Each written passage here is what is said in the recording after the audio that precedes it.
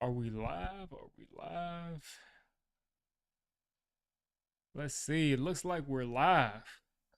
Let's go, folks. The Raiders just picked up a win. So that means that the Giants now hold the number one pick. I'm going to let people profile in here, but the Giants have the number one pick, so I had to go live. The Giants finally have the number one pick. This is what we suffered for. This is what we suffered for. This is what we've suffered through Daniel Jones for. Good things are coming, people. Good things are coming.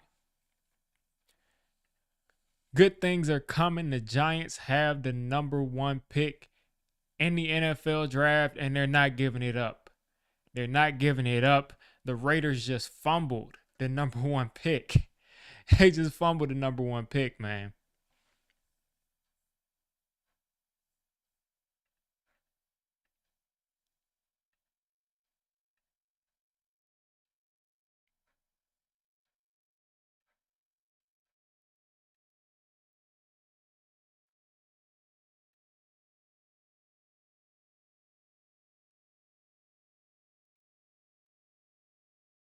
All right. I'm up here and I'm on private. Now all y'all will be able to see.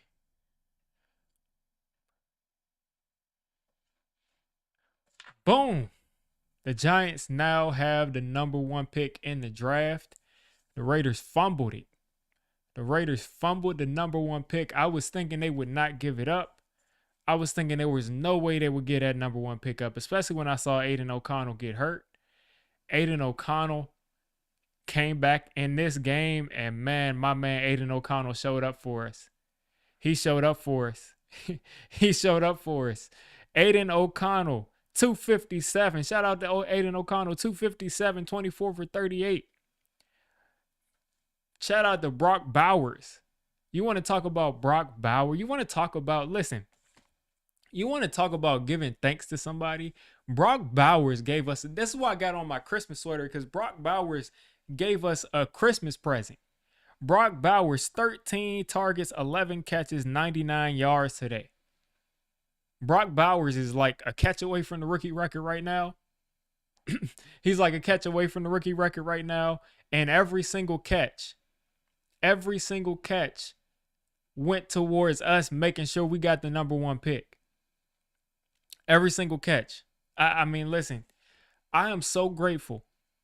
I am so grateful that after all of the suffering that we sat through, after starting today's game off for the Giants, like acting like they were going to go out and win the game, after all of the suffering that we went through, we at the very least can go into this offseason saying the Giants have the number one pick. The Giants have the number one pick. They got $60 million in cash, and they can go to work. Fresh slate, get rid of Shane, get rid of Dable, and let's get to work. Let's get to work. It's perfect. I wish I had a watch on. It's perfect timing. It's perfect timing. That's what I'm talking about, man. Like, that's what I'm talking. Like, it's perfect timing. It was the perfect timing for the Raiders to fumble this first overall pick. I mean, I'm hype right now. I'm hype. I am so hype right now. So hype right now. This is I mean, like I said, I would not have expected the Raiders to win like this. Like last year I was like the Giants don't really deserve the first overall pick because they're not the worst team in football. But can you honestly imagine the Giants scoring 19 points in a game? Like this is what we've had to watch. This is what we've had to watch, people, is the Giants. The Giants not even being able to score 20 points in a game. Like the Raiders put up 19 a game. To me, that's a lot of points. That's a lot of points because we don't put up that many points. Let's shout out the Raiders, the Raiders defense, man. Like the Raiders defense held them to 14. They put Brian Thomas in a box pretty much. Brian Thomas, not really in a box. He got me some fantasy points. But they put him in a box on that last drive, though. They put him in a box on that last drive. But oh my gosh, Mac Jones. Once I saw Mac Jones on that last drive, I was like, we got it. We got it. Like, we got it. Once I saw that, like, Mac Jones, if the game is in his hands, to come back and win it. Yeah, perfect time. Like once I saw that the game was in his hands, I was like, oh yeah, we got it. We got it. I mean, I can't believe it, man. Like, let's pull it up, folks. Let's pull it up. Let's pull it up. Let's pull it up. I gotta pull it up. I gotta see it on Tankathon. I gotta see it on Tankathon. We gotta look at this together. We just gotta look at it for confirmation. We gotta look at it for confirmation. I'm gonna pull up this window right quick. Let's see. Let's see. All right. I gotta pull this one up. Gotta pull this one up. Let's look at Tankathon. Let's look at Tankathon. Hopefully my stream isn't going nuts. It probably is. But we're gonna pull up Tankathon. We're gonna pull it up. I'm tripping. All right, here we go. Here we go. Tankathon.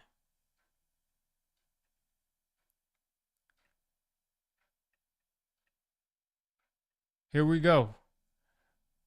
Whatever. Forget about me. Let's look at this. New York Giants first pick in the NFL draft. Strength of schedule. We got a higher strength of schedule, but we still got it going on. If we would have won today, I'm telling you people, if we would have won today, we would have been in like the 6th or 7th pick. We would have been in like the 6th or 7th pick if we would have won today. Like this is like the biggest W that we could have possibly taken at this point. Like this is the biggest W that we could have possibly taken. Let's take a look at the chat real quick. Number 1 pick, wide receiver with the quarterback. Number 1 pick is going to be, that's what I'm saying. Malik Neighbors is already playing catch. Once I saw Shedeur, listen, sometimes it's just perfect timing. Sometimes it's just the perfect timing. Once I saw Shedeur Sanders and Malik Neighbors out there playing catch with each other, once I saw them playing catch in the street, I was like, hey, it's over. It's over. It's like, this is the connection. This is the connection. I won't be surprised if the Raiders go out there and win next week too. Because you know they're gearing up to fire Antonio Pierce. Like, and listen, I told him bust down my AP. Shout out to Antonio Pierce. Shout out to Antonio Pierce. Like, you know they're going to fire him. You know they're going to fire him, so why not go out with some wins? The Raiders are now picking what, 2nd? I just had Tankathon up. Like, the Raiders are picking 2nd, and I could see them winning another game. Let's see who they play next week. Because the Browns were still at 3 and something. If we would have won today, it would have been tricky. It would have been tricky. Let's look at who the Raiders play next week. Just for good measure. The Raiders play the Saints next week. The Raiders might beat the Saints next week. Y'all realize the Raiders might beat the Saints next week? Who the Browns play? The Browns play the Ravens in week 19, week 18. The Browns play the Dolphins next week, so that's a possible upset too. So I think we're good. Even if we go out and win a game, which I don't think is going to happen, but even if we were to like slip up and win a game, I think we're good. Like, I think we're good. All right, let's see. Let's see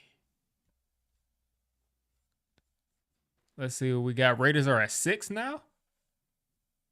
That's crazy. Raiders are at 6.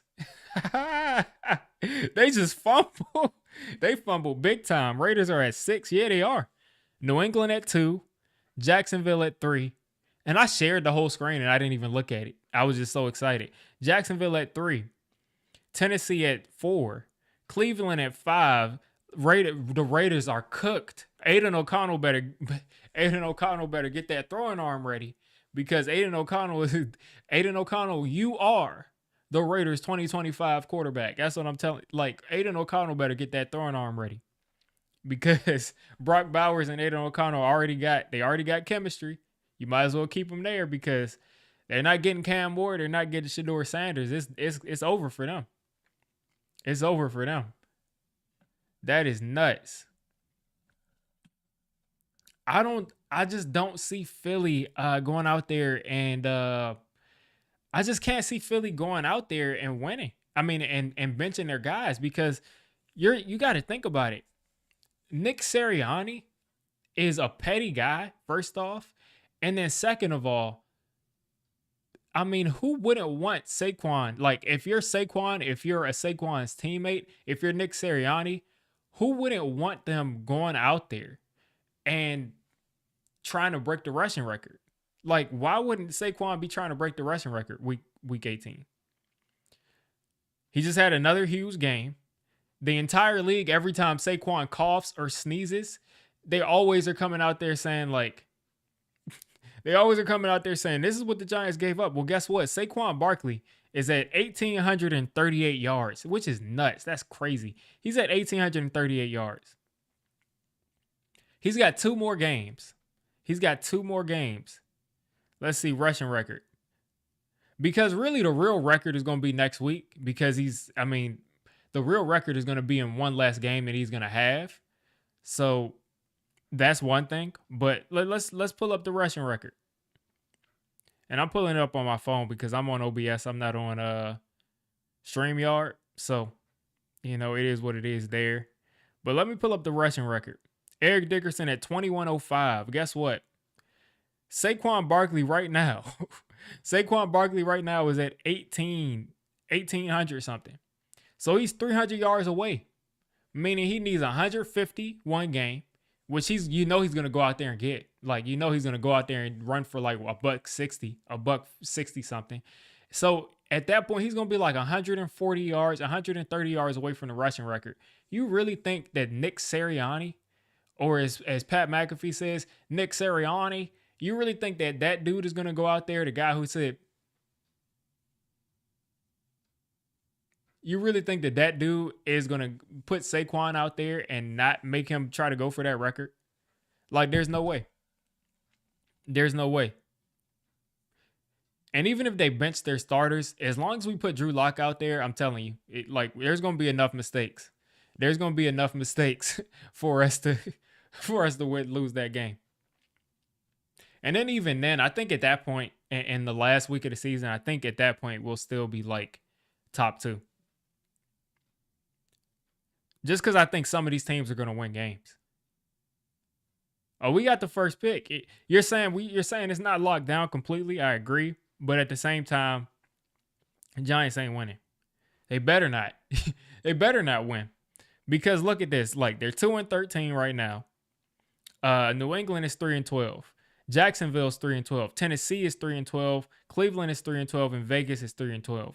Out of these teams, if the Giants win a game, they'll win one game. Out of all of these teams here, you got Tennessee, you got Cleveland, you got Jacksonville, you got New England. New England doesn't need a quarterback. Jacksonville doesn't need a quarterback. Cleveland needs a quarterback, and Tennessee needs a quarterback, and the Raiders do. But if Jacksonville and New England are towards the top, which is looking like as far as strength of schedule they are, if they're at the top, then you have some room to trade up. Now, if Cleveland's at the top, if Vegas is at the top, the first two picks are going to be quarterbacks. That's it. The Jets, they're out of it. Like, none of these teams are going to be like, we're not getting the 4 wins. We're not winning out. Like, the Jets, they're out of it, so we don't have to worry about them. But Jacksonville, New England, and they could be trade partners, especially because we already tried to trade with New England last year, so there could be room there to make something happen. So who y'all want? Who do y'all want? I'm all Shedeur. I'm all on Shedeur's side. I'm a Shedeur Sanders guy.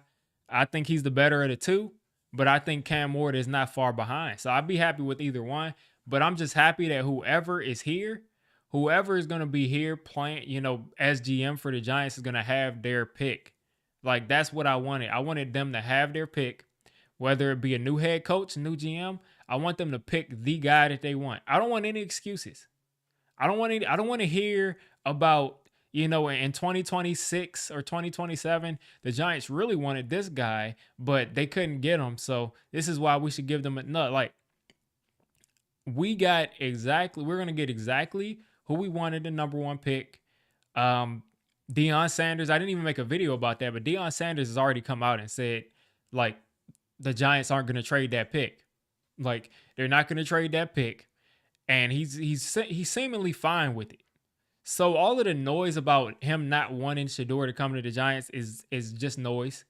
Um, and if they want to set up a Raiders a Raiders Giants trade where he's forcing him to go to the Raiders, guess what? I'll take the picks. If you want to swap Cam Ward and Shedeur Sanders and you want Shedeur that bad and Shedeur wants to be on the Raiders that bad, give me another first round pick next year and let's swap quarterbacks. Let's swap quarterbacks. Give me if they want to play that game, let's swap quarterbacks. like, I mean, I just can't believe we're here. I can't believe we're here. All right, let me take a look at the chat.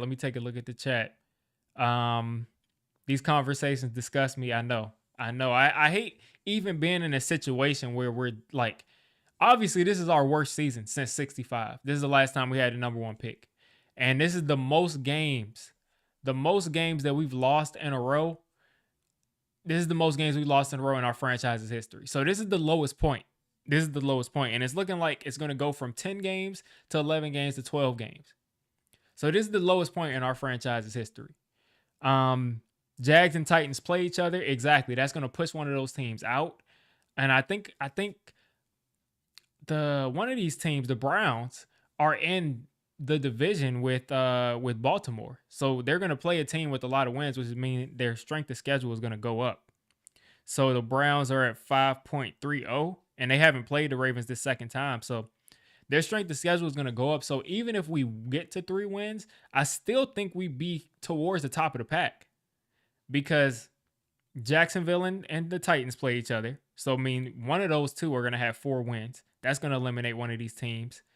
And you never know. You never know what else will happen. Let's see what else we got here. Yeah, that's what I'm saying. We're going to have our ability to pick whoever we want.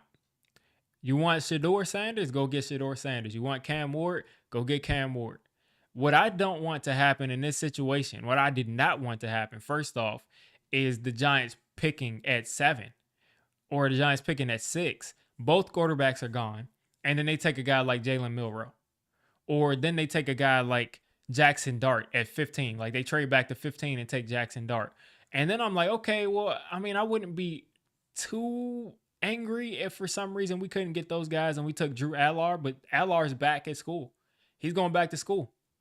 So at this point, you must, if you need a quarterback, you're either signing Sam Darnold, and Sam Darnold is probably going to be back on the Vikings next year. Like the dude is probably going back to Minnesota because why not franchise tag this dude? Let him play it out. And, they'll probably be trading J.J. McCarthy. I'm not a Dylan Gabriel fan. I'm not a Dylan Gabriel fan. He has a lot of limitations, but you can make an argument that he's a winner. You can make an argument that, he's an experienced guy. I think Dylan Gabriel, I'd love to take him as like a backup. Like, no even disrespect. Like, I'd love to take him as a backup, as a guy that like we have that we can develop as a backup that I think is going to be better than a guy like Tommy DeVito. Much better. Let's see. Yeah, did we watch the game? Yeah, sadly I watched the game here on stream. Sadly, I watched the whole thing here on stream. Joe Shane and Brian Dable was coming back because if Brian Dable was worried about his job security, he wouldn't be coaching like he's tanking. I think he's just that bad at coaching right now. I think he's just trying things. He's trying to figure out how he can get a win. I think if Brian Dable was tanking, he wouldn't be out there yelling like he was. I think he's kind of unraveling. And it's seeming like that if anybody's going to get fired from everything we've seen, like that whole debacle with Talking Giants where they're calling Bobby up, telling him not to talk about Joe Shane, it's seeming like Joe Shane is going to be back and Brian Dable is going to be gone, which doesn't make me happy. But I do think a good coach could fix some things. But hopefully after these couple of games, Joe Shane is going to be able to go out there and get fired. Because there's no way. There's no way that you can look at this. I was talking about this a little bit earlier on my stream. The first round picks that Joe Shane has had have been so atrocious. Like the first round picks, his first picks, Kayvon Thibodeaux, Evan Neal. Yes, no-brainer picks. They were no-brainer picks completely. Like anybody would have made those picks. At the same time, think about this. Neither one have panned out. So just because everybody else would have done it doesn't mean that you just get a pass for it. Evan Neal's been bad. Kayvon Thibodeaux has been solid to good. Solid to good, mostly solid. Now, then you look at the second round there. I always have to double check this because it never makes any sense to me that Josh Ezeudu was a second round pick. We used a second round pick on a developmental guard that we never played at guard. We used a second round pick on a developmental guard that we never played at guard. Then you look at Wan'Dale Robinson. Good player, limited player. So maybe a third, fourth round kind of value is what he's giving us, but whatever. And then you saying it's a third round for Josh Ezeudu? Let's check it. Let's check it. You may be right.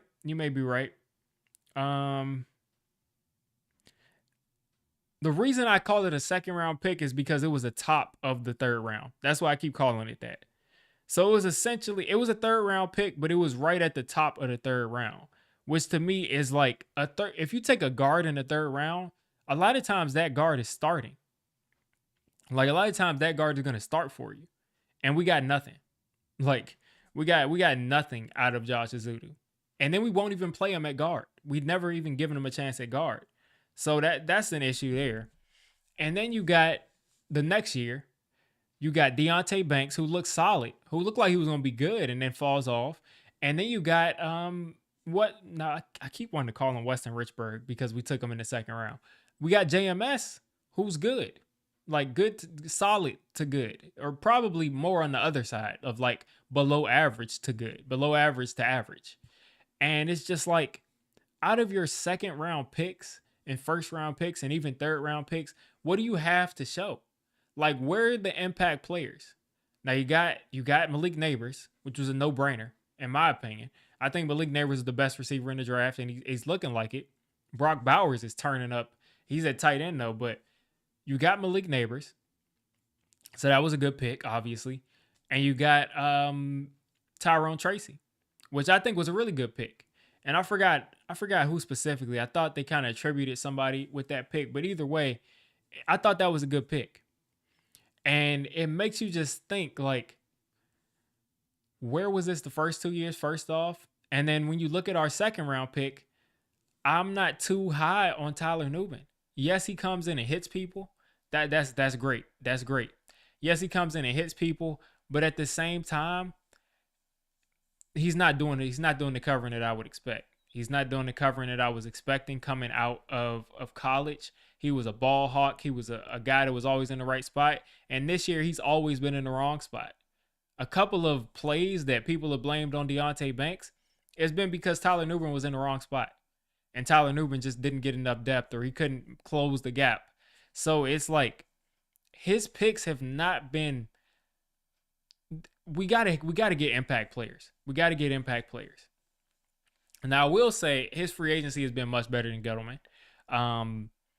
Illuminor this year was really good for us. Runyon came in and I think he pretty much solidified the offensive line through free agency. I think he did. Now, could he control both tackles getting hurt and then the backup tackle getting hurt and then the guard getting, like, he couldn't control all of that. But at the same time, I just want to see a little bit more out of the draft because this is how you build a team. You can patch up. You can definitely patch up an offensive line. And it's showing that all this time, if we had a GM that was even halfway competent at drafting, or at anything regarding the offensive line, we could have patched that up a while ago. But as far as the draft, the way you build sustained success is winning in the draft. You do something in free agency, you'll have a nice year, and you'll be right back to mediocrity. So let's see. Mark says, think about this. When bad offenses practice against bad defenses daily, the coach thinks his installs work. Yeah, that's exactly it. Like, did you see the Giants offense this offseason? Like, everybody was talking about, like, Daniel Jones looks the best he's ever looked. He's hitting guys all over the field. Daniel Jones this, Daniel Jones that. They're going explosive. Like we kept on hearing like the focus for this year is explosion. And guess what? It took about 5 minutes into the first game to realize this offense was not explosive. It took like 5 minutes into the first game, so that went away quickly. That went away quickly. Um, all of the hope that we had for this offense went away in week one. Let's see. Brian Dable must be fired. Go get Mike Vrabel. I'm not against Mike Vrabel. And eventually I'll get the coaching video out. A guy like is the offensive coordinator for Minnesota. Now he's got a questionable history. I think he had like a DUI where he like only had one drink, and it was like he wasn't technically drunk, and he kind of had to, fight against it. But either way, he had some kind of questionable thing that might prevent him from getting fired. But I do like his background. I want a guy from that Shanahan tree if we do go to offensive coordinator route. I'm not opposed to Mike Vrabel. I'm not opposed to Brian Flores, but Brian Flores has an open lawsuit against the Giants, so he's obviously not coming here. Unless they say, like, if you drop the lawsuit, we'll hire. Like, I don't think he's coming here. I don't think he's coming here. Pete Carroll. Maybe he's a little bit up there, but I mean, I'd like to get a coach younger. You said Dion. I don't think Dion's coming to the NFL. I think Dion is really enjoying coaching those college kids. A lot of people say like Dion is like all for self. I mean, I don't think he's all for self more than anybody else. But I mean, I don't think he's gonna lose. I think he really likes coaching young people. I don't think he will be able to lead. I think he can, but I don't think he will be able to lead these grown men the same way that he wants to lead these players. Like he likes to be a mentor. He likes to be the guy that players look up to. He likes that type of leading relationship, and I don't think it's the same thing that he would get in the NFL. And he pretty much already said that exact same thing. Now, would he come here for Shedeur? I mean, maybe if Shedeur says like, I can't do it without you, Dad, you need to come. I don't know. But I think Dion is happy in Colorado, or happy, going wherever he wants to, and in college football, and that might be Florida State eventually.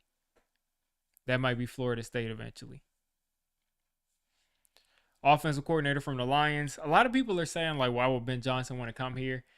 I used to say like, we're the Giants. Of course he wanted, like, but who knows? Who knows? I wouldn't put it past him. I wouldn't put it past him to say like, I'm not interested in coming to a team like the Giants, because it's been a nightmare for every coach that's been there. I think that Brian Dable has the makings of a good coach. I think just in this situation right now, he's gotten to a point where his team's bad. There's been a bunch of losing. And I think at this point, it's just not going to work out. But I do think he's a good coach. And I think he's going to be a guy that goes somewhere else and is an offensive coordinator next year, and they're putting up a bunch of points.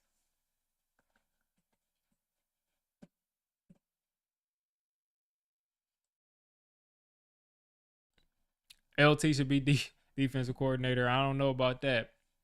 I don't know if LT would even want to be a defensive coordinator. He got a lot of stuff going on in his life. You need someone with balls. These guys are soft and make horrible decisions. Yeah.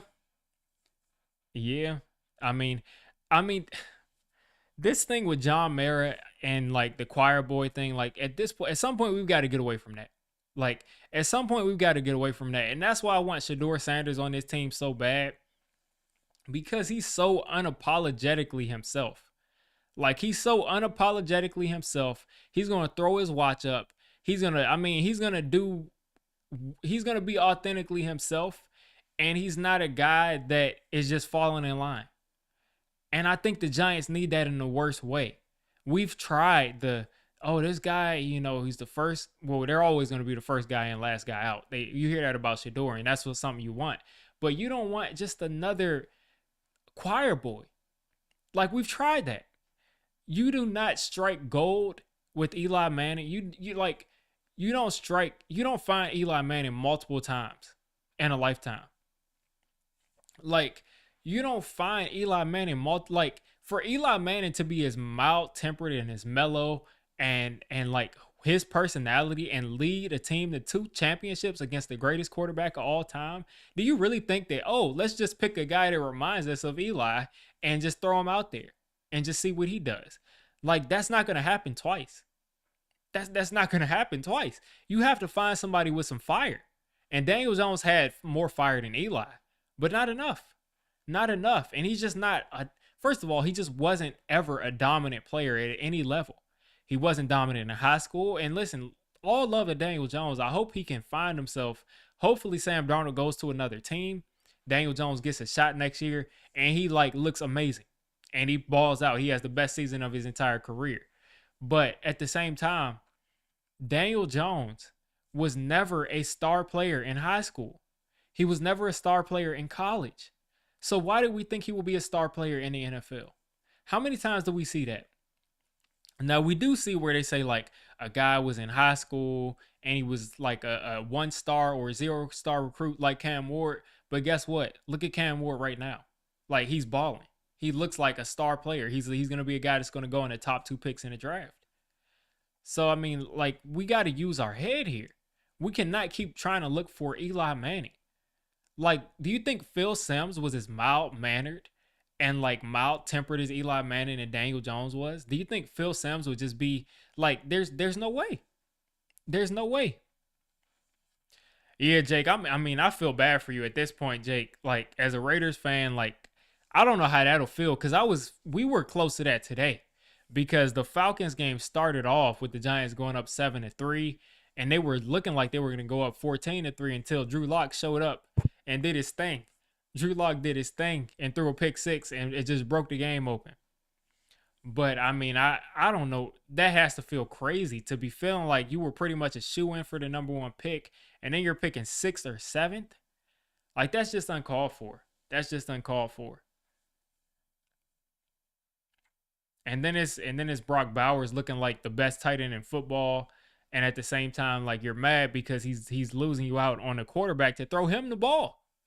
Like, he'd rather Aiden O'Connell forcing the ball. I mean, listen, it doesn't make any sense for Brock Bowers to do this. He's out there playing football because he's trying to go out there and win. But at the same time, think about it. Like, at the same time, what if Brock Bowers just said, a little, Malik Neighbors, I'm going to drop it on 3rd down action. If Malik Neighbors didn't do his part of dropping a couple of these passes, he wouldn't be able to play with a better quarterback next year.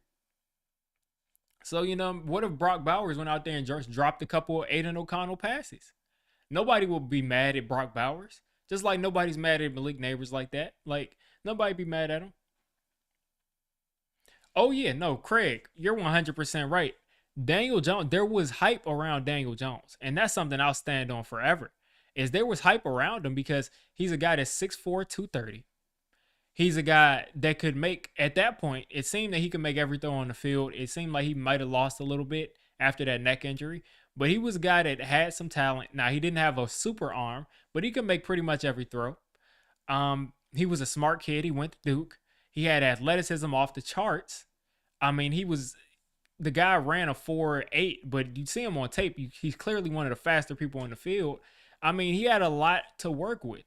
So at 6, I could understand that, but people weren't including the intangibles. Sometimes, like as the young people say, sometimes aura really does count. Sometimes it really does count because Daniel Jones didn't have the aura of a winning quarterback, and he never did. He never did. And at the same time, he had that speed, but he didn't have any wiggle. It was a lot of things he was just missing, just fundamentally. And just as like what you look for for the makeup of your quarterback. He wilted under pressure. Is he a guy to win in front of media and collapse? No, but you would see the guy wilt under pressure.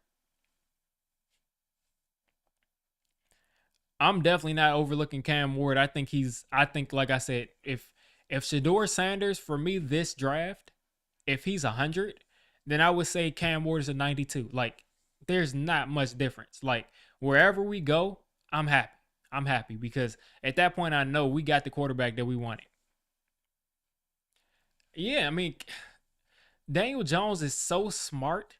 It's like the same thing that we're saying about Josh Rosen. Like, they're too smart to not overthink things when they're playing football.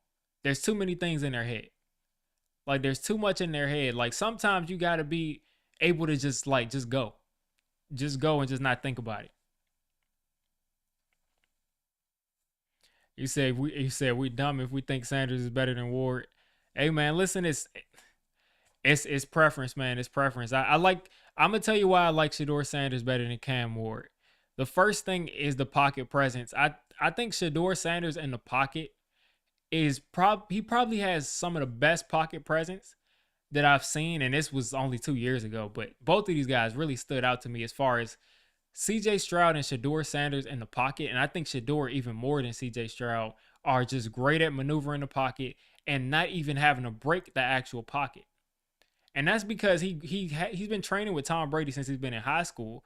He knows exactly which way to move. He knows where the rush is coming from. He knows when to get like he understands playing from the pocket, and that is so underrated today.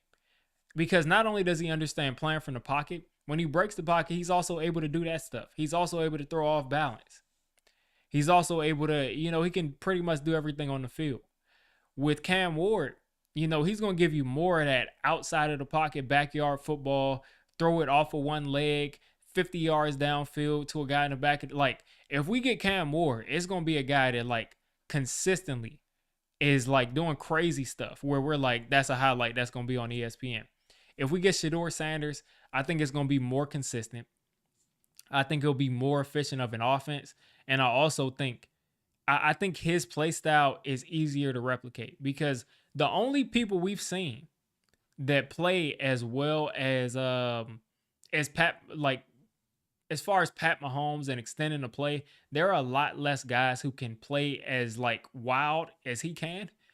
Like there's just not that many guys who can do that. Caleb Williams is going to continue to get better. But he has not been able to sustain that level of play of running around and doing all that. Like, he's not able to sustain that. So, and I'm not saying Caleb isn't going to get better because I think Caleb is an amazing prospect and better than both of the quarterbacks this year. But I just think Cam Ward, it's less likely that Cam Ward is going to be able to play that style as consistently than Shedeur Sanders playing basically already NFL football already. Like, oh yeah, Sanders has a problem with holding on to the ball too long, but so does Cam Ward. They both hold on to the ball for too long, in my opinion. But at the same time, I think they're both good at maneuvering. And I think Shedeur Sanders is specifically good at maneuvering around the pocket. So let's see what we got here. Yeah, Williams needs some tools around him, definitely. Definitely. He's going to be a good player. Yeah,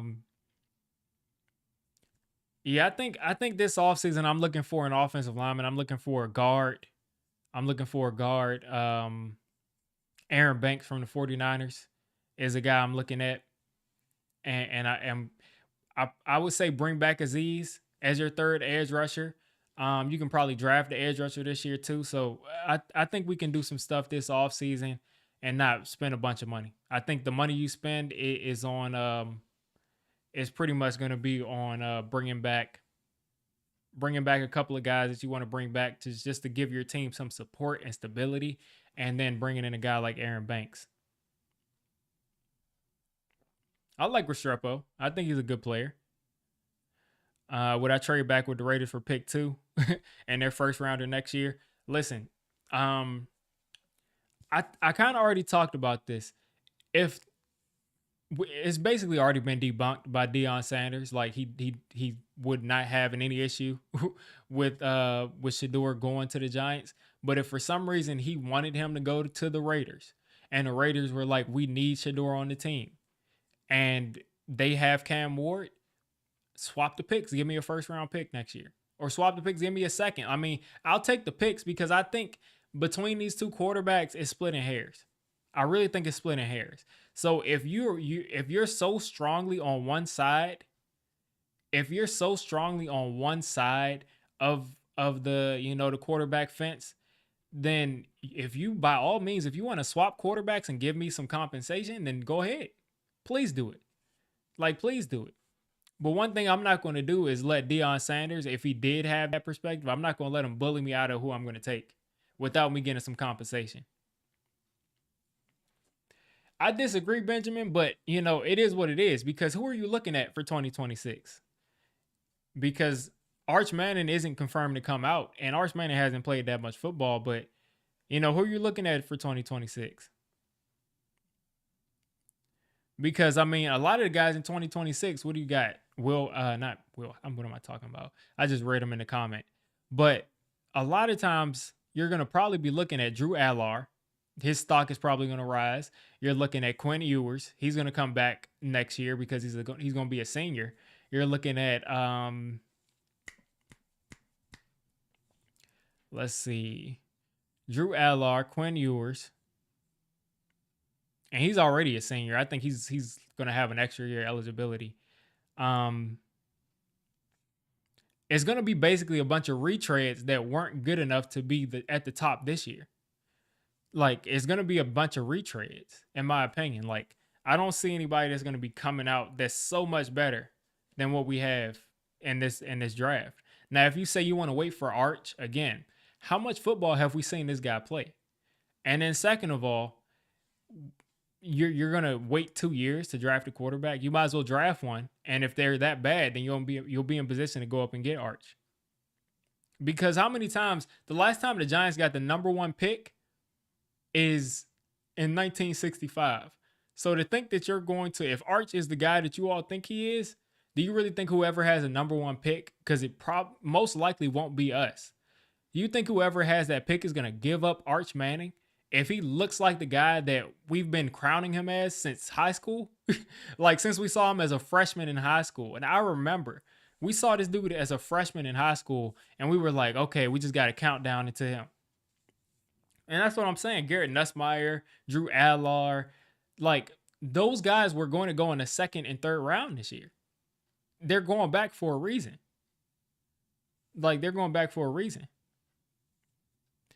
But I mean, how do you think that Drew Allar is already better when he was going to go in the 2nd or 3rd round this year? You get what I'm saying, Benjamin? Like he was going to go in the 2nd or 3rd round this year. So by that logic, I mean, they were already like they were consensusly ranked above him. And then you add on another year of them already playing NFL football. I don't understand how he then, rises above them. And then Manning is coming out in 2027. Like Manning is coming out in 2027. So you're waiting for Allar, who was already going to go in the 2nd round. And then in 2027, Arch Manning is coming out when I can almost guarantee you, if he's good, he's going 1st overall. If he's good, he's going 1st overall. Yeah, and I mean, the talent is there. The arm is there 100%. I agree with you there. But to say that he's better, I'm not sure yet because we got a lot of talented guys. Like, look at Anthony Richardson. This guy, Anthony Richardson, is a baller. Like, in college, he was amazing. Like, he was huge. He was strong. He was fast. He could literally throws the ball these days like 80 yards and has like 7 or 8 passes completed in like over 150 yards, 200 yards. So, I mean, that dude's amazing. But there's no way that we can wait. There's no way we can wait for Arch Manning in 2 years or wait for Drew Allar. Like, think about it right now. Right now, we're all the way at 0. We're all the way at the bottom. So, we're going to draft Drew Allar next year. So, that means we already got another bad year. And then we're going to wait for him to develop. So, we got another bad year. And then we'll hope that maybe in his 2nd year, he becomes a good player. So, that means in 2027, you're going to be either be waiting for Drew Allar to develop into a good quarterback by 2027 or Arch Manning to come in and save you in 2027. Because I think the best player available is at least best player available consistently goes off the board when you're looking at quarterback. I think listen, I'm not going to tell you you're wrong there because it's really how you evaluate the guys. I think that Shedeur Sanders and Cam Ward are like 7s as far as like quarterback rating scale. 7.5s, somewhere around there. Now, Travis Hunter is a generational talent, 100%. But guess what? A generational receiver like Jerry Rice on this team right now, or a generational DB like let's say Charles Woodson. Let's say that one of those two join this team right now. Would they make us better? Definitely. They make us much better. They make us better, on one side of the ball or another. But at the end of the day, if they don't have a quarterback on their team, they're not going to win much of anything, which is why you have to go for the quarterback. If the quarterback is 70 or 80% of the player that you think that player is going to be, I think you got to take them. Now, if you think that the quarterback is like less than half of how good that guy can be, then I think at that point, yeah, you take the best player. It's just really about how you see him. It's just really about how you see him.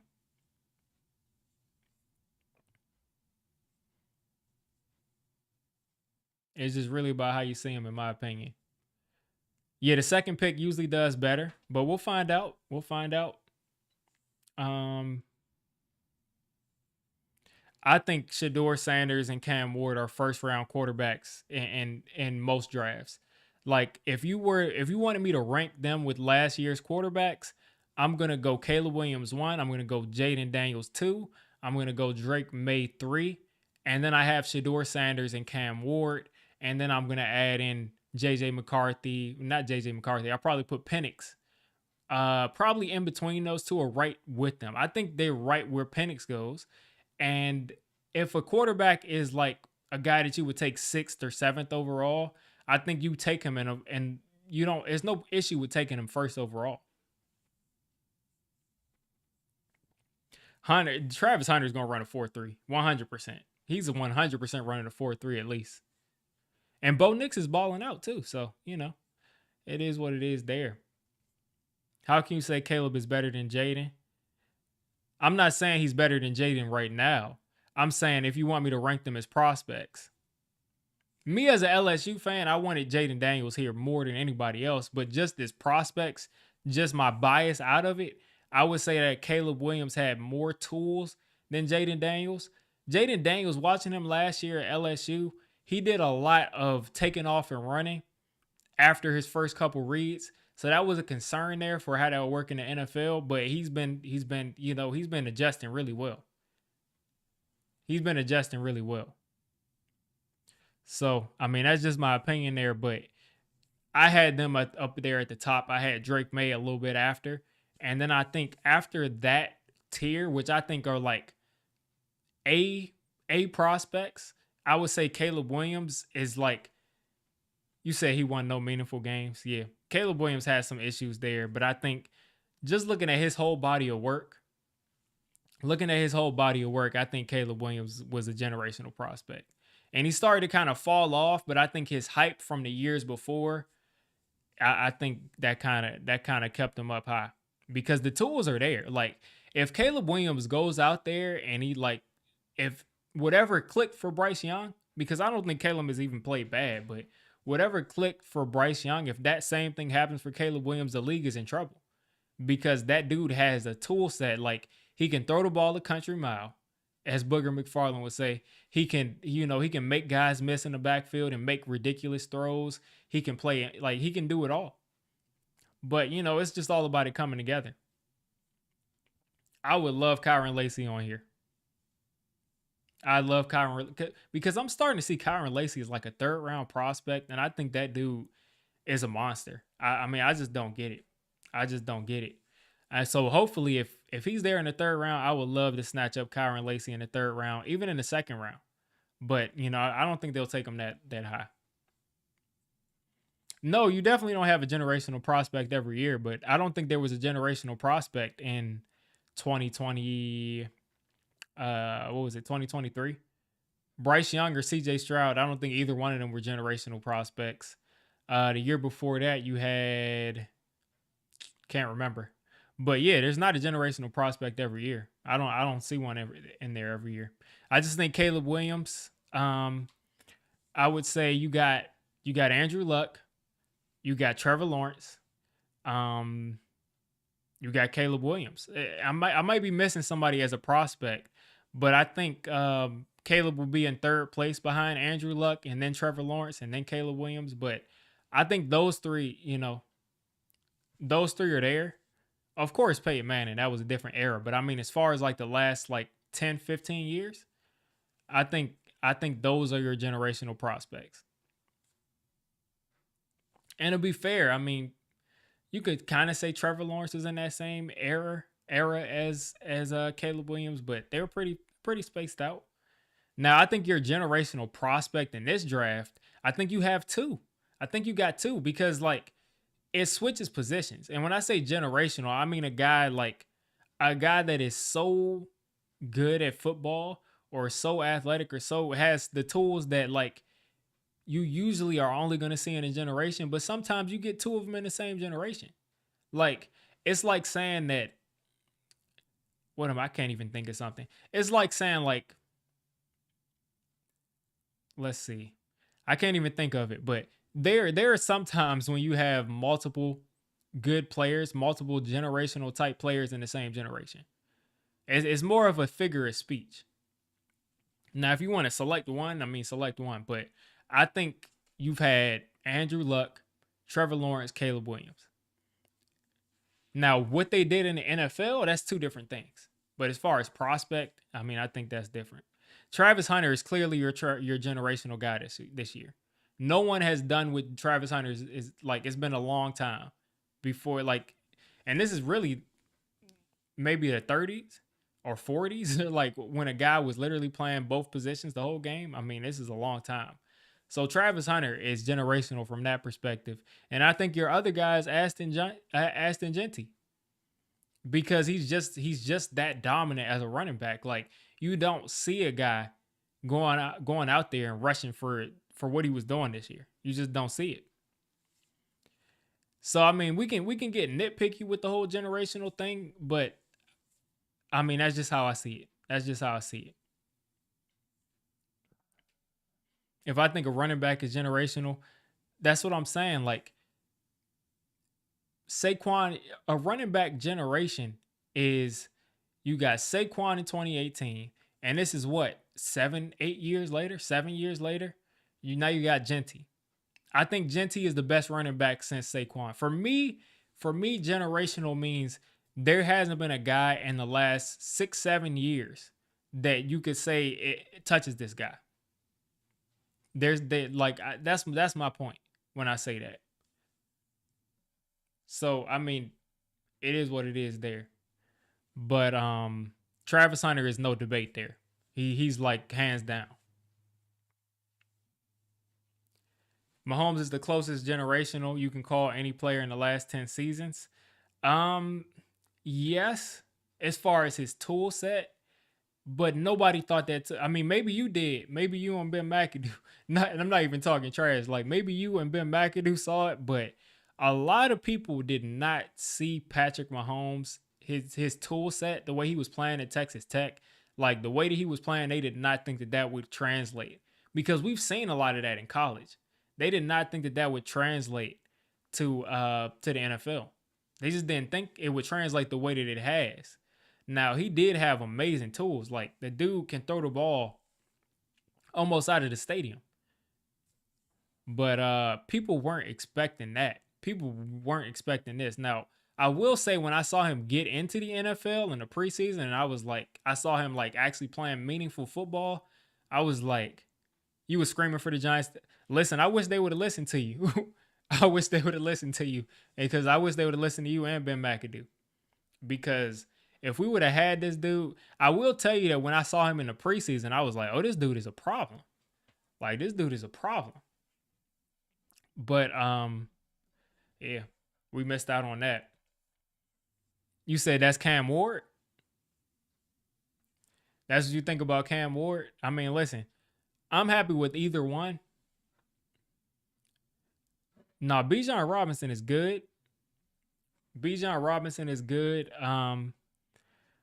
But I haven't like sat down and watched Genty like and like from like an all 22 perspective or like really, really intently. So I'll hold my comment, but for now, I would say Genty is amazing. Now that could change. The competition is a little bit different, but I would say Genty is amazing. Now Bijan probably gives you a little bit more as an actual catcher though. Yeah, I already got a video up. I'm not sure if I made that one public or not.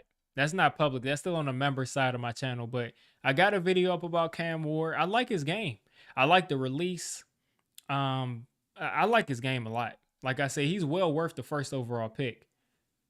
But I still got a lot more to watch before I like definitively say that he's gonna pass Shedeur for me. But I think Shedeur is I think personality wise, leadership wise, aura wise, him in the pocket, like I think the whole package. I'm really leaning towards Shedeur right now. But I mean, I can be convinced. I still got a lot of tape to watch. I mean, both of those guys have played a ton of foot, and which makes me really happy too, because both of these guys have played a bunch of college football. So I don't think we're going to really run into like a ton of huge issues. The Anthony Edwards is a dog. I don't think we're going to run into a ton of issues as far as what you run into like rookie quarterbacks, because both of these guys have played a ton of football, whether it be at Jackson State, whether it be at I'm forgetting the name that Cam Ward started off at, but he started off at a really small school, worked his way up to Washington State. So, he had a crazy journey because he was a 0-star prospect. So, wherever you're looking there, they played a ton of college football. They played a ton of college football.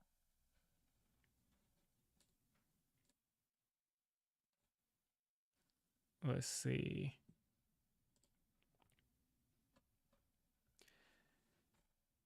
I remember seeing those tweets where they were saying that Shedeur Sanders was saying thank you God every Sunday after the Raiders lost, and he was just really talking about church. Well, Shedeur is done. He's done there. He's not. I don't think the Raiders are going to get that first pick back, and I think Shedeur is going to go 1 or 2. So we'll see if they can get back up to 2. But I just don't know if they're going to get. I don't know if they're going to be able to get him. I just don't know if they're going to be able to get him. Andrew, my thing is this, right? If you go after linemen instead of a quarterback, it's like you can easily get not Andrew. I'm saying your name. You can easily get Aaron Banks to play right guard for us. You go out and get him. So you got Andrew Thomas, you got John Runyon, who's going to be here, who's been pretty solid. And then you got a center who's, okay. And then you got your right guard, which you fill in with Aaron Banks. And you got Illuminor, who was one of the best pass blocking left tackle or right tackles in the NFL. So I'm like, if we draft an offensive lineman, who are we going to bench that's part of our future plans already? Like, is it going to be JMS? Are we going to take a center and the top 5 picks? Are we going to take a guard to play right guard for us in the top 5 picks instead of a quarterback? I mean, are you saying to trade back to 10 and then take it? Like, if we're taking an offensive lineman, I'm thinking we won't even have to fill an open spot on the line in the draft. So I'm not sure that we need that, because like I said, if you're adding in, okay, not first round. Oh yeah, there's a ton of offensive line and defensive line depth. That's why I'm excited, because I think we might actually be able to get some depth on the offensive and defensive line, because that's been an issue here, is we just haven't had that depth. So this is the perfect draft to do it. I think there's defensive tackle depth, defensive end depth, edge depth. There's depth all over the field. Shout out to Big Dash Nose in the chat. Check him out. Check his channel out. I'm not sure if he was streaming. He probably was streaming a little bit earlier today. But yeah, it's a celebration. We got the first pick. It's all draft talk here. It's all draft talk from now on. Because I think people are seeing Evan Neal out there. And you already clarified that. So I'm not necessarily responding to you right now, Andrew. Because I think people are saying like Evan Neal out there and Hubbard and like all these guys out here are literally like our 4th options at offensive line. And they're saying like this is a big need. But the offensive line is good. Like, it's good. Like, I'm not saying like it's actually like a good offensive line, a top 10 offensive line, but you got an all-pro left tackle. You got a right tackle that was playing like a Pro Bowl right tackle before he had to be moved from there. And then you got a good left guard. You got an okay center. And then you got a right guard that's an opening. But even with Greg Van Roten at right guard, you still had the Giants offensive line pass protecting for, I mean, Daniel Jones at the beginning of the season was back there just sitting there, just relaxed. He was back there just chilling. So I don't think the offensive line is going to be an issue for this rookie, especially once you add in Aaron Banks, especially when you add in, whoever else they bring in for depth. So hopefully we have a better GM drafting so we can actually get some draft depth too, so we can develop some of these guys and we don't have to go out and get a guy like Aaron Banks in the future, but we're going to have to supplement that in free agency. We got too much money not to do it. And yeah, we would have loved to see Evan Neal there, but I was going to say, like, it's their fault they didn't try Evan Neal out at guard. My thing is this, like, Evan Neal had to play tackle because everybody got hurt. So he had to play tackle at that point. So at this point, it's like, if you put Evan Neal at guard next year, you're basically saying, like, either you're going to draft a rookie and have him to compete with Evan Neal, or you're going to take Aaron Banks and Evan Neal is going to be a reserve guard. So, that's kind of difficult because this is going to be his last year, if I'm not mistaken, next year. This is going to be his last year next year. And he may or may not even get to play at guard. So it's kind of too late to move him to guard now. So he's probably going to go someplace else and play guard and look good for us. Oh, yeah, Andrew Thomas. I mean, Andrew Thomas is clearly the team's MVP. And that's the problem is, like, Andrew Thomas is so good that I'm not going to go out to try to replace Andrew Thomas, like some people are saying, because he has had a lot of injury issues. But what I am going to do is I'm looking either in free agency. I don't care if I need to pay a dude $10 million to be our swing offensive tackle. Whether it's in free agency, whether it's in the draft, I need a tackle in the first 3 rounds that can come in and play and not be horrible.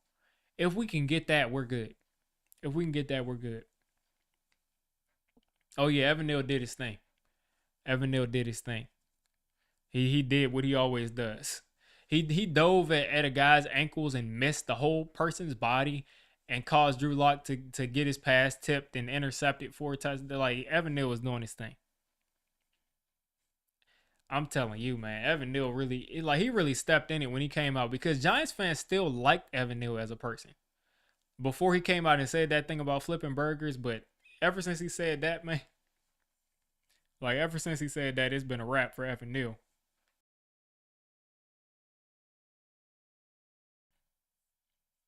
Yeah, I say get the quarterback a tackle. Get you a corner. They're probably going to get what they believe is a starting corner in free agency. And then you still have that opportunity to get him another guy in the top of the second round. I like, what's the guy's name? Siobhan. He's like 6'3", 6'2", something. Let's see. Let's look at the cornerbacks real quick out of this draft. But I think his name is Siobhan, and the dude is a beast. I looked at his tape. I really like him. Now, he's more of a man corner. He might not fit this system that we have, but I like his game. Let's see. I like Benjamin Morrison, but he's coming off of an injury. Yeah, but Siobhan Revel Jr. out of ECU, I think he's a dog. I think he's going to be a good player. And he could be there possibly end of the first round, early second round. And if he's there, I'm going after him. I'm going after him because he's a beast. And then Benjamin Morrison, and then Will Johnson, of course, is a monster, but there's no way we're taking him. But if we can get Benjamin Morrison, if he falls because of the injury, or we can get Siobhan Revel Jr., I'd be happy. Because I think both of those guys can be cornerback ones in the league. Enough of the guys that we take that are grabby and like Deontay Banks was a project. He was a developmental corner. If we continue to take these athletic developmental guys in the first round, we got to stop doing it. I need a corner that can play the football. That's part of playing corner. The coverage is great from Deontay Banks a lot of times, but you have to be able to play the ball, or else it doesn't matter where you are. Like, they don't subtract 15 yards if you give up a 90-yard touchdown, but your hand was right here and the ball was right. They don't subtract yards from that. Like, They don't subtract yards from that. Let's see.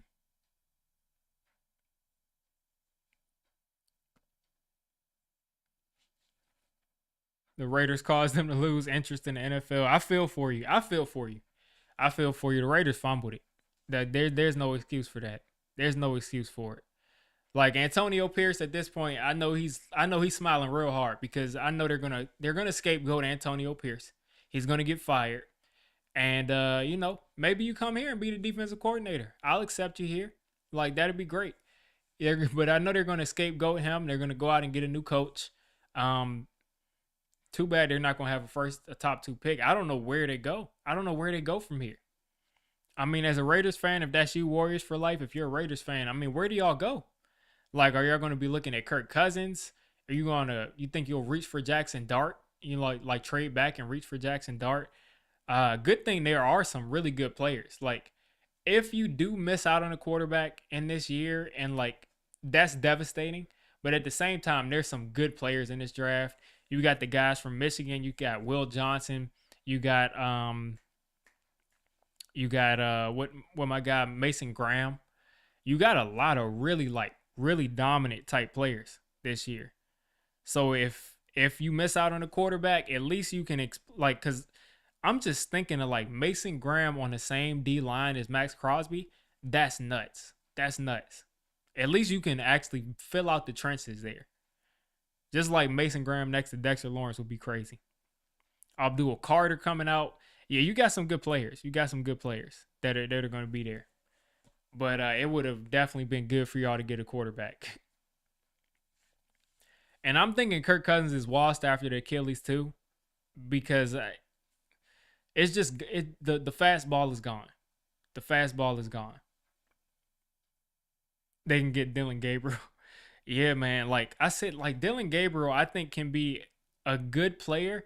Like I think he's a guy that like if you go out there and you get him on a team like the 49ers, or you get him on a team that has like a really good system, I think you might have a shot.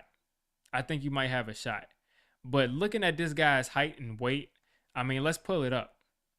Because I don't think he's as physically talented as Bryce Young. He's 5'11", 201. So he's got more weight on him than Bryce Young, but he's 201, 5'11". I mean, I just don't like the physical tools. Could he be a guy? Maybe. Shout out to Davey95 for the 199. He says AP is a true New York Giant. He sure is, man. He came through for us. I mean, it was not looking good for us. Like I said, about a minute, man.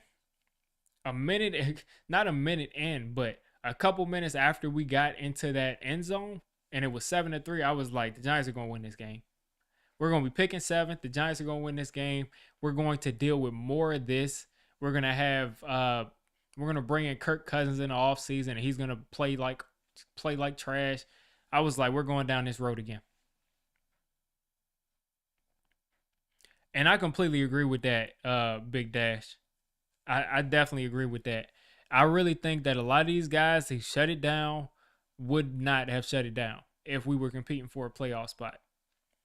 And that's what I'm saying. Like, you have to put this into perspective.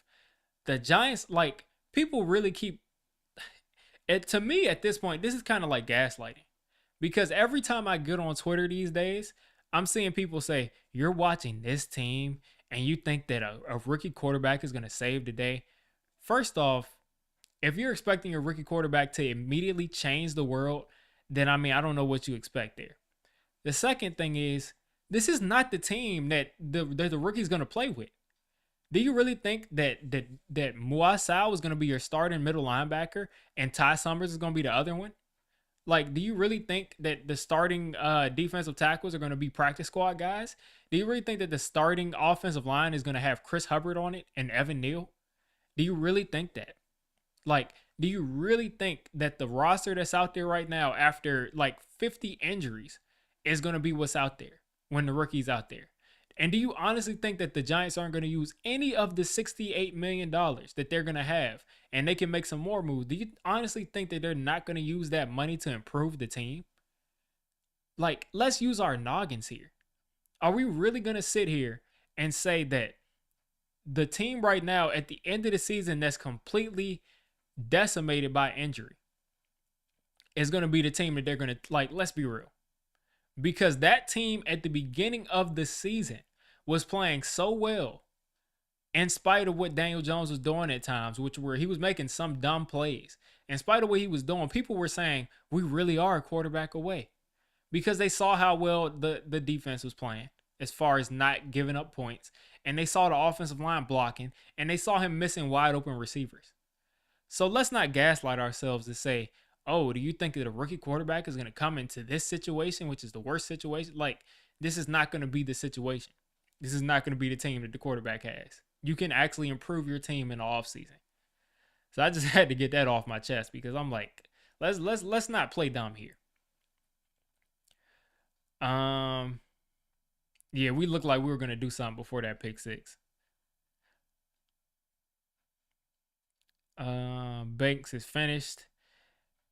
Yeah, I'm not gonna lie to you. Deontay Banks might have had the worst fall off, like the worst fall off that I've ever seen. Like I've never seen a guy like he had some issues last year, but he did not have these kind of issues where like now he's not even getting beat at the point of at the point of the catch. He's getting beat off the line of scrimmage like consistently now. And that's because he's playing in a different defense, but he looks bad. Like he looks like an older cornerback that lost a step. And he's in his second year. And I don't know how to fix it. I mean, we're gonna need another kind of defensive coordinator in here that can revive that. But I mean, it's not looking good for Deontay Banks, man. I really hope that a new DC can come in here and fix that because he's got talent. He's got all the talent in the world. And as you saw, like even with Justin Jefferson did not like cook him. Like he had a big game against him, but Justin Jefferson was making catches like with this much margin of error. Like he was making catches. He was making crazy catches. So I mean, I'm not going to give up on him, but at least with this scheme right here, and he's not going to cut it. He's not a starter in this game. He's not a starter because I mean he's missing tackles. He's jogging at times. Like he's got to dig down deep this offseason and decide if he's going to be what I believe he can be, which is a top corner in the league. I think he can be a top corner. I think he'll be a Pro Bowl corner in the game. He has all the tools to do it. He just got to work on it. He just got to work on it, man. I'm talking about Deontay Banks. If he had Drew Phillips' if he had Drew Phillips' mentality, he would be a top corner 100%. Because Drew Phillips isn't the most physically talented corner, but you know he got a dog mentality. He got a dog mentality, and you just see it show up. You see it show up. Deontay Banks has all the same measurables as Malik Neighbors. Both ran the exact same 40. I think like a 4.35 or 4.38 or something like that. They both are like 6'2" or 6'1", and they both are like 208. Like prototypical corner size for Deontay Banks. Prototypical athleticism, prototypical size, is sticky in coverage, but has issues at the point of the catch. Yeah, we had to trade up to get Burden. We'd have to trade up to get that dude. He's going pretty early, but like I said, I'm starting to see Kyron Lacy fall down boards. So he could be an option. I think he's definitely capable of being a wide receiver too. I would even like him as an upgrade. I think he can play slot too. I would like him as an upgrade over Wan'Dale. But obviously, you know, Wan'Dale's the prize kid. So we'll see how that goes. I like Isaiah Bond, but he's another guy that you might say, you know, only plays. He can play outside, but sometimes people like to box him in. Elik Ayoma is a guy that's going to be available. Kyron Lacy, Restrepo. Jack Bech is a guy, another former LSU Tiger that's coming out of TCU. He's a guy that can play slot, but I think he can also be a guy like Cooper Kupp, who does play a lot of slot, but also plays outside. I like Jack Best a lot. I think he's a good possession receiver. I haven't gotten a look at Pat Bryant yet, so I'll definitely make note of that. As far as tall wide receivers, let's see. You got Teterow McMillan, who we're not going to draft. He's going to go top 10. I like his game. I'm just not sure that some people are saying that he's the best. He's the best in the league. I mean, he's the best wide receiver in the draft because I think that you got your guy at the top of the draft. Guy we just mentioned, Travis Hunter. I think he's their best wide receiver. But let's see, as far as some other guys that have some height, Kyron Lacy's 6'2", but he's not necessarily like a guy that you think about there, but he could be used as a big body guy. Could be used like that. Savion Williams, maybe. Thoughts on our current linebackers? If we get somebody in here like Wink, then Bobby Okereke, can make something happen. Bobby Okereke can make something happen there. Now, if it's anything like this defense, Bobby Okereke he's not good. He's just a guy. He's just a guy. You see, he can still force those fumbles, but as far as like down in and down out, he's just a guy. Micah McFadden is an explosive linebacker. He is aggressive. He's decent in coverage too. He's not that bad, but Micah McFadden cannot tackle. Like one game he'll make the tackles, and you see when he actually make the tackles, he set a Giants record. The most tackles for loss a Giant has ever had in a game. He had 5 tackles for loss. Or maybe 8. He had something ridiculous because now I'm thinking of OC, and he definitely, I mean, if you count tackles for loss, he had 6 sacks. But he had whatever the record was Mike McFadden had. So when he tackles, he's amazing, but we can't depend on this guy to tackle. Like, we can't depend on him to tackle.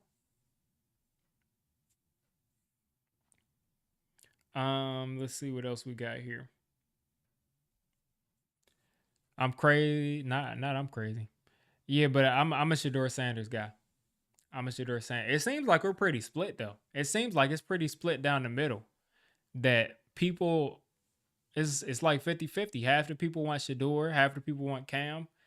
Like I said, I'm leaning towards Shedeur. I think he's the better prospect by a little, but I understand the hype for Cam because I like a lot of things about Cam Ward too. I think he's got that quick release that is you need in this league. Like Cam Ward could be under pressure, have a guy right here, and he can just flick it accurately. They talk about his delivery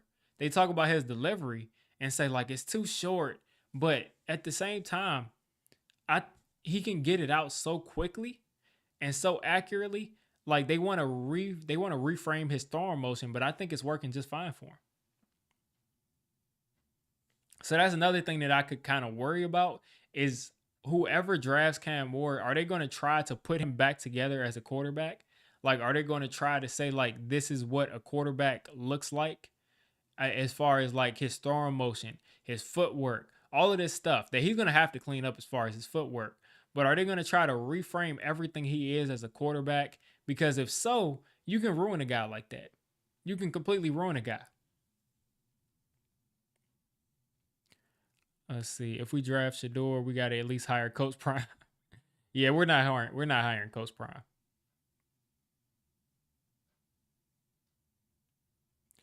Like I said, if Shedeur wants to be on the Raiders and the Raiders want Shedeur, I will happily accept a first round pick. You give us Cam Ward, give us a first next year, and I'll take it. Just go ahead and swap them. I just can't see it happening though. Like I said, I really think that Deion Sanders likes coaching in college. And I think he would try to go to a team out west. Like I think he's from Texas. Not from Texas, but I think he spent a lot of time in Texas. Like his family was living there. Shedeur grew up in Texas. So he grew up a Cowboys fan. So that's one thing. But I'm thinking that he will probably want to go to a team like the Cowboys. With the love affair with Jerry Jones and everything, I think he would want to go there before he went to the Giants. I think the Giants could deal with Shedeur Sanders because I think Shedeur Sanders gets kind of a bad rep. I don't think he's as like outspoken as his dad is. And I don't think Deion Sanders is necessarily a fit here as a head coach. It's one thing for your quarterback to be a little bit, out there, but your actual coach, I don't think he fits in here as a head coach. Now Shedeur, I think he's a little bit more buttoned up than people think. There, you gotta believe. Listen. Law of averages. The Giants eventually had to be good. They gotta eventually be good. Now, are they going to be good next year? I don't know. Probably not. Probably no matter who the quarterback is, they're probably not going to be a good team off the bat. But I think that's our best shot. Cleaning house, getting a new quarterback, getting a new coach, GM, and let's see what happens. Let's see what happens. If we actually rebuild, now just think about it, folks. Like, when is the last time we actually have rebuilt the team? Eli Manning was here. We take Saquon Barkley. We bring in Nate Solder to try to fix things. And then we take Daniel Jones. And we never have actually rebuilt. There's always been look at what, man, I'm just getting so frustrated. There's always been a let's try to win now while we're rebuilding. That's not how things work. That's not how things work. Derek, I think we need one offensive lineman. I think we need a lot of help in the secondary. We need a quarterback, definitely. I think as far as receivers, I think Malik Neighbors. I think you bring back Darius Slayton on a team friendly deal. I think that helps things. Linebacker, I do think we need depth there if Bobby is going to continue to play like how he's playing. So yeah, we got a lot of holes, but again, I want you to look at the not the Redskins. I want you to look at the Commanders roster coming into this season. The Commanders roster had no respect. Who thought that Noah Brown was going to be their wide receiver 2 and actually be respected as a wide receiver 2? Who thought that offensive line that's piecemeal, that is not good? Who really thought that offensive line was going to give him any time to do anything? So a quarterback playing well makes a lot of things look better. I don't think Slayton I think Slayton's a good player. And I think if you bring him back on a good deal, I think you do it. I think you do it because he's been a guy. Basically, it's look at what Malik Neighbors did this year with no quarterback pretty much. He's about to hit 1,000 yards. Now look at Darius Slayton. He's probably a wide receiver 2, a middling wide receiver 2. So Malik Neighbors is a wide receiver 1, like a superstar wide receiver 1. I think he'll eventually be. So if Darius Slayton is a middling wide receiver 2, when you get him a quarterback, he's going to look like a middling. When we get a quarterback, Malik Neighbors is a 1,500-yard kind of guy, and Darius Slayton is an 800-yard guy. I think that's what he is. Now, I think you get him back pretty cheaply. You can bring in a guy like Kyron Lacy and just say, move on, go with the youth. But I think Slayton is so cheap that it's fine. Yeah, the drops are always an issue, but I don't think it'll be too painful to bring back Slayton because he's proven that he's a solid wide receiver too. He's pretty much proven that every time they stop icing him out of the offense, he plays pretty well. He's had 100-yard games with third, fourth string quarterbacks. Yeah, David, and if you want to pay Slayton big money, no. Absolutely not. But if you're bringing in Slayton to do something like be your wide receiver 2 and you pay him $8-9 million a year, that's nothing. And this environment, that's nothing. But again, I don't have strong feelings either way, but I would bring back Slayton. I think Neighbors is better than anything you've seen this year. I think you got to let that play out.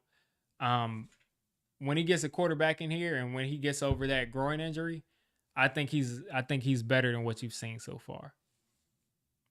What if Ward is better than Sanders? Hey, then we'll be screwed. Unless we take Ward, then we'll be fine. But I think both of them are going to be good players. I think both of them are going to be good players. Hyatt will work with Cam or Sanders. I think so, but let's see if Hyatt is even here next year. Because if he can't improve as a route runner, he's not really a threat out there. But then again, if we got a guy that can just run a 9 route and we get a quarterback that can actually hit him, then maybe we do get him the ball. But even on those 9 routes, like he's like almost out of bounds. There's almost no place for him to throw the ball.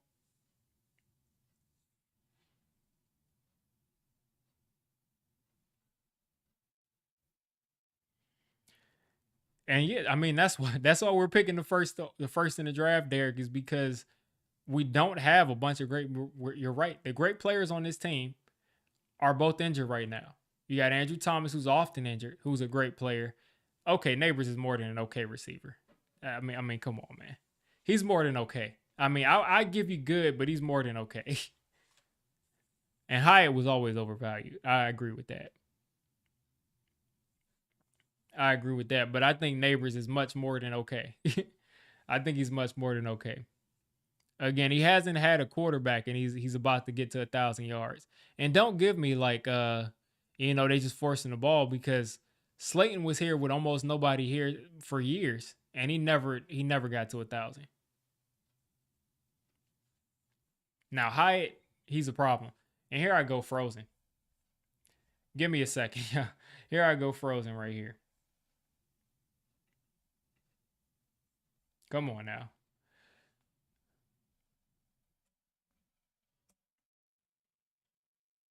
Should be unfrozen in a couple seconds, but hopefully we get unfrozen. Here we go. I don't know what this new recording software is just crazy. Like every time I have to update this camera, it just gets out of hand. But let me see.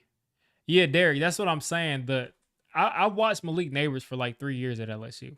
So I know he's more explosive than this because I've seen it. Like, even at the beginning of the season, he had another gear. It's gone right now. Now, he's been talking about that groin injury, and I think that's what's holding him back, because when he takes off now, that's not 4-3. That's not 4-3. That's not what we saw last year, and it's not even what we saw this year. But I'm telling you, Derek, if you go back to the beginning of this season, you're going to see Malik Neighbors behind the defense.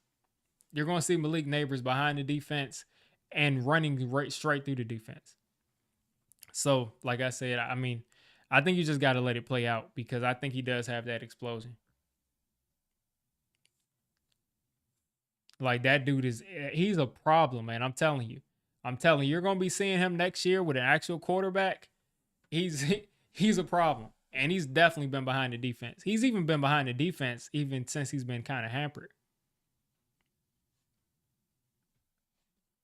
Jones, what are you watching? Yeah, that's what I'm saying. He's kind of he's there. He's about to get 1,000 yards and 100 catches with no quarterback. And this has only been him working underneath. He is a player that's going to beat you deep. He's gonna make some deep catches, because even when you see him try to attack balls this year, even when you see him try to do that, he's not jumping with the same intensity that he had early on this season. So again, I'm thinking that he's hurt.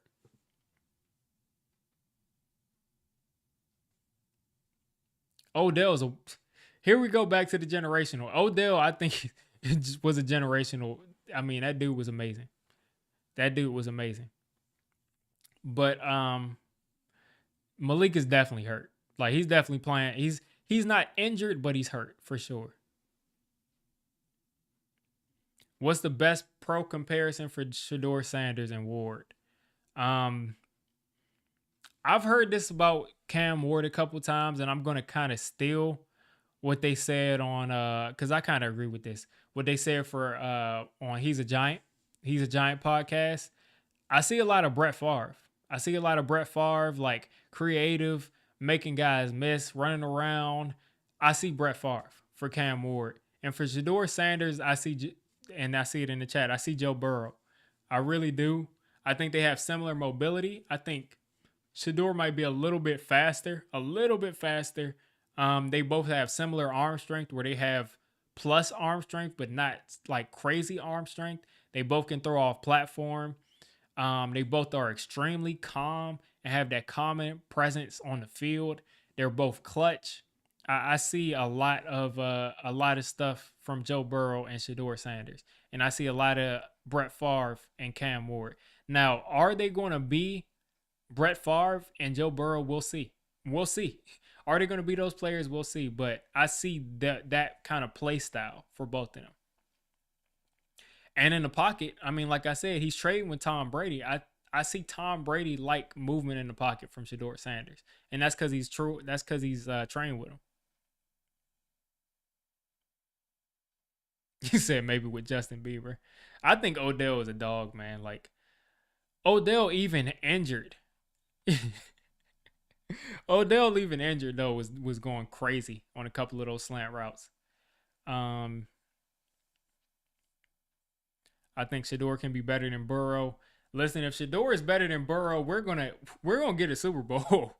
We're going to the Super Bowl if Shedeur is better than Burrow. Like, we're going to the Super Bowl at that point. Yeah, Jameis. I knew Jameis was gonna have issues in the league when he was in that championship, and he dropped back to throw the ball behind him, and he threw the ball backwards in the championship game. I was like, oh yeah, Jameis is crazy. Jameis is nuts at that point. Like, once I saw him throw the ball backwards, I was like, Jameis is going to have some difficulty in the NFL, but he's going to be fine. Don't get me wrong, when the Giants actually get it together, Neighbors will be a big part of it, but I think that right now Neighbors thinks that he's better than he really is. I agree with that. He thinks that he's completely arrived. I think he's contributed to some of his weaknesses so far. Like, when you actually look at the drop rate, his drop rate isn't bad at all for how many targets he has. But if he catches the balls that hit his hands, he's already at 1,000 yards. And the Giants have multiple more wins. So, I mean, you kind of expect the rookie to lose you a couple of games. But being honest, if he makes those catches, we're up 2 wins, which probably is going to help him get a quarterback that can make him a really good player anyway. So, that's fine. But I agree. I agree to a certain extent. Yeah, I know Tom Brady's sick. I know he wanted Shedeur on the Raiders bad. I know he wanted him on the Raiders big time. We should get Jameis for real. Yeah, I think Jameis is playing himself out of a contract that I think he would have gotten. Like, I think if he would have kept having those big games, I think he would have been a guy that had like 20-something, like 25, 30 mil, not 30. But I think he would have made like somewhere between 18 mil to 25 mil as like a bridge quarterback. But I think now Jameis can be had for like 5 or 6 mil. I think you can get Jameis for cheap after he's played a couple bad games. So I bring in Jameis just for the sake of it, man. Like, why not have a solid vet quarterback, just in there?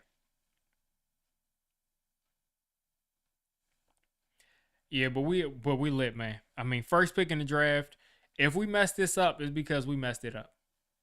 If we messed it up, it's because, But hopefully, John Mara, please listen to the fan base. Please listen to the fan base. John Mara, please get rid of Joe Shane. Please get rid of Brian Dable.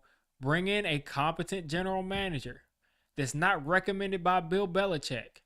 Bring in a competent general manager that's not recommended by Tom Coughlin.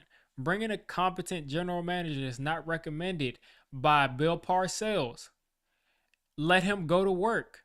Let him pick the coach. And let them do whatever they want. Let them do whatever they want as far as player personnel, as far as hires. Let them go crazy. Because if they fail, guess what, John? Your hands are clean. Your hands are clean. If they go out there and they fall off, your hands are clean. And you can get rid of them after a couple years because they're not having to say, well, you forced me to do this, or you really encouraged me that I had to do this, and this is why we're like, let them do their job completely. Like, let them do their job and let the chips fall where they may, and then you can make a decision after that. Exactly. Let Jameis do the pregame prayers. Yeah, I'm listen, I'm more okay with Brian Dable getting another year than Joe Shane.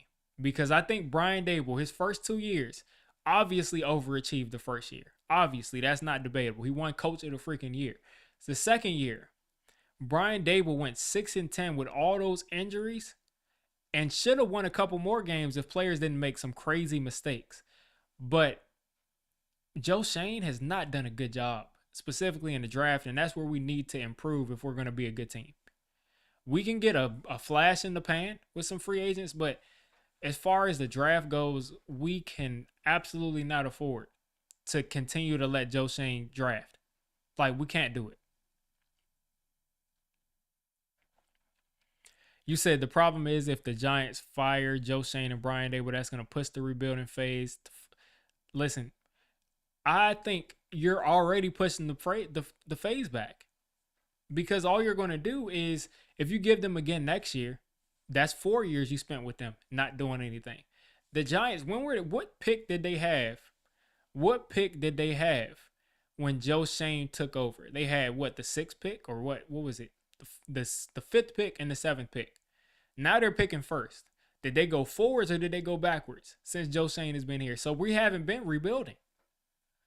So the rebuild starts at number one from the ground up. The rebuild starts at one. You get a GM in here, let him draft his quarterback, let him hire a coach, let him draft a quarterback that coach wants. Get that quarterback in here, give him 2 years. If the quarterback looks like he's not trending anyway the right way, get rid of that regime. If they can't build a roster around him and they can't do anything to get him playing well, get rid of that regime. Go after Archman and do whatever you want at that point.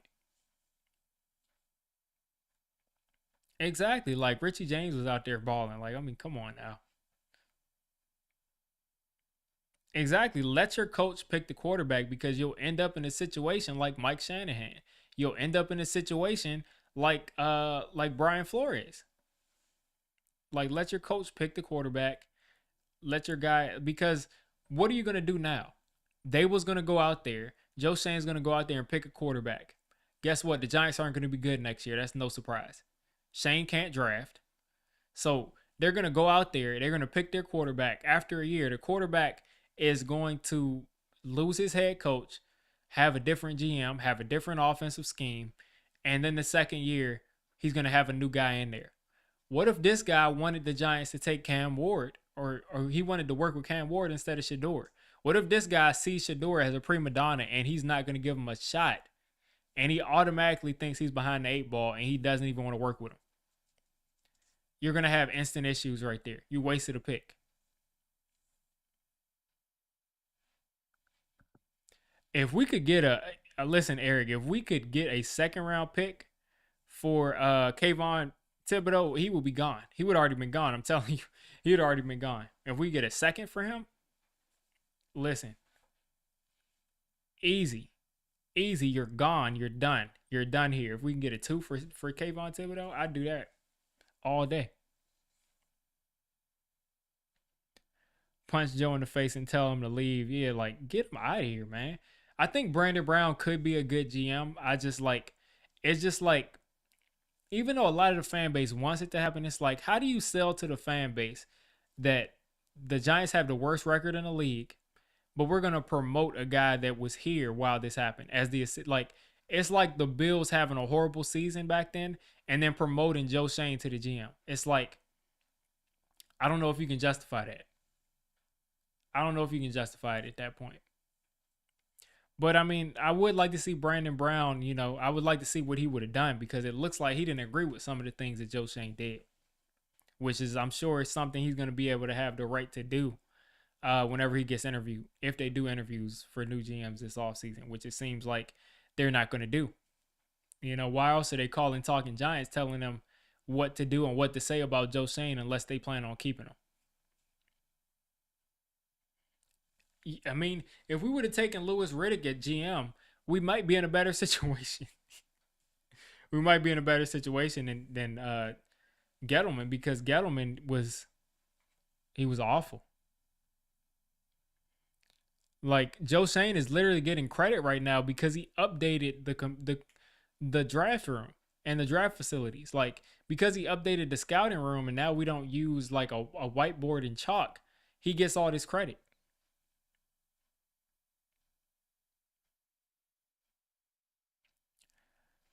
Listen, David, the thing is, we're going into year 4 with Kayvon Thibodeaux. And usually with those edge rushers, year 3 this year is when they usually break out.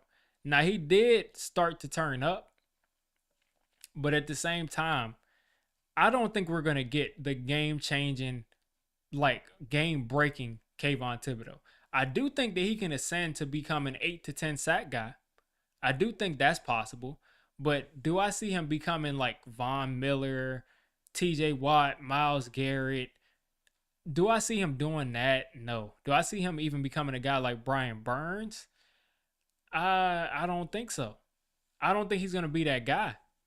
So, I mean, if he goes out next year and does that, I'll be happy. I'd be happy for that. But I'm not sure that he's ever going to be the game breaker that he was supposed to be coming out. It just doesn't seem like he has that, because if he did have a shot at that, it'd be because of his quick step off the line. But now he thinks that he's a pass rusher. I mean, he thinks that he's a power rusher. Like, he's talking about, like, I make sure to get my hands inside and bully a guy and bull rush the guy back into the quarterback. Like, we didn't see a power rusher in college. You got drafted to be an edge rusher, a speedy edge rusher, and now he's putting on weight trying to become a power rusher because he met with Michael Strahan. I mean, I've never seen anything like that. He met with Michael Strahan, and now he wants to play exactly like him. It's like, I don't understand what's going on with that dude. Let's trade for Max Crosby and CMC. What are we giving up for that? Kayvon has been playing hurt most of the season. That's what I'm saying, David. He's had time. He's had time. He has been playing hurt. Like I said, I do think he can become a good player, like an 8 to 10 sack guy. Like, and we could use that. We could definitely use that. But at the same time, is he going to be the guy that was worth the 5th pick in the draft? I don't think so. I don't think so. Because you look at what Aiden Hutchinson is doing a couple of picks before him. That's what I expected from Kayvon Thibodeaux. I'm not going to lie to you. That's what I expected from Kayvon Thibodeaux. I expected a guy that was going to take over games the way he does when he plays against these third-string tackles. And, like, that's what I thought he would do on a weekly basis. Like, I thought the teams in our division would be saying, like, oh, man, we got to play against Kayvon Thibodeaux. They say we got to play against Dexter Lawrence. They're sick about that. But Kayvon Thibodeaux, they don't really think twice about it. They say, like, Dex, Burns, and Thibodeaux because it's a nice unit. But as far as just Thibodeaux himself, like, you're not really thinking about that. Yeah, and Aziz is a pure pass rusher. He's a better pure pass rusher than Kayvon Thibodeaux, but he's just so bad against the run that Thibodeau's a better player overall. But as far as third down, go get the quarterback, Aziz is the guy. He's your guy there, which is why I want to bring him back on a 1-year deal. I think he'll be a cheap guy coming off of an injury, coming off of a career full of injuries. Bring him back on a cheap deal. We didn't trade or get anything from him at the height of his value. So bring him back on a cheap 1-year deal. See what he can do. And, I think that'll give us some depth in the meantime. Yeah, BJ Hill's going to be available. We traded BJ Hill for Billy Price.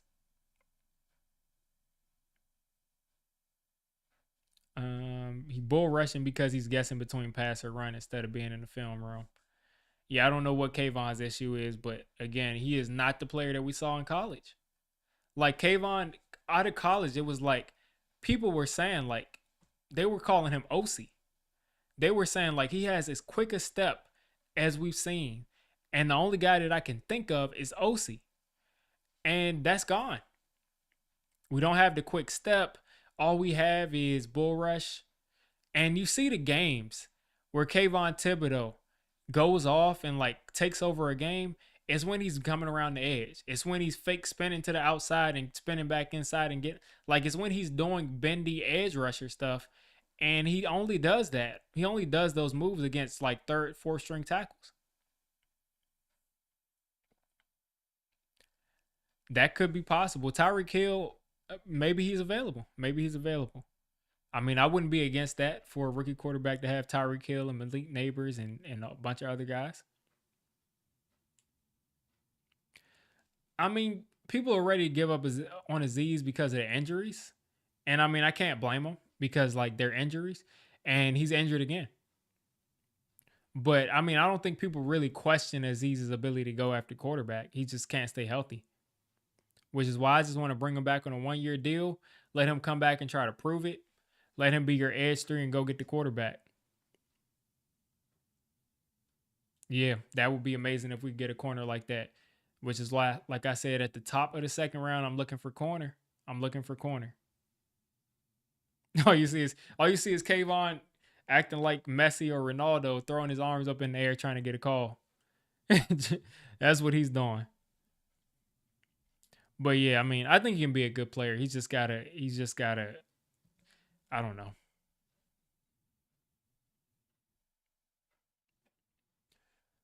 Let's see if we can get Carl Anthony Towns at tight end. Am I over Isaiah Simmons? If that's what you're talking about, am I over him? Um, I think Isaiah Simmons, he's a guy that's such like an athletic player that I feel like somebody should be able to find a spot for him. But for some reason, the only guy who could do it was Wink, which just shows you how bad the coaching is in this league. Like they always brag about how great the NFL coaching is, but they are never able to really put these kind of guys in positions to win. It seems like high school coaches are more creative at finding guys who don't necessarily have a position and finding them, finding ways to use them. It seems like they're better at that in high school and college. Because at the end of the day, these NFL coaches get hired and they say, we're going to put the guy in the best situation for him to succeed based on his skill set. And then they don't. They just say it's my system and we're going to run it my way. So if we have a creative defensive coordinator, I'd love for Isaiah Simmons to be back. Seems like he's best friends with Malik Neighbors. But if not, then, he's not going to be able to do too well for us. Evan Neal's not going to play guard these last few games because there's nobody else to play left to play tackle. Scheme, scheme, scheme. Bowen was the wrong fit for this team. I agree. And Bowen was he was our third choice at defensive coordinator. It was like almost like common knowledge. I think they even asked him, like, knowing you were the third choice, blah, blah, blah. So he wasn't even our first or second choice there. And it's kind of shown. And we were thinking at the very least, like, even though he's not a plus defensive coordinator, at least he can stop the run. He's done that all year long. I mean, all career long as the Titans guy, and he can't do that. Yeah, that's really a shame there. But we're here right around an hour and a half. We're still going. I just wanted to jump on here and talk about that first overall pick. The Giants got it. I don't think we're giving it up. But I think I'm going to start to wind things down. I'm going to take a look at the chat to see if we got some more going on. Let's see. Oh, yeah, all those guys are getting fired, Nicholas. I think all those guys are getting fired. Appreciate you as always, Unlimited.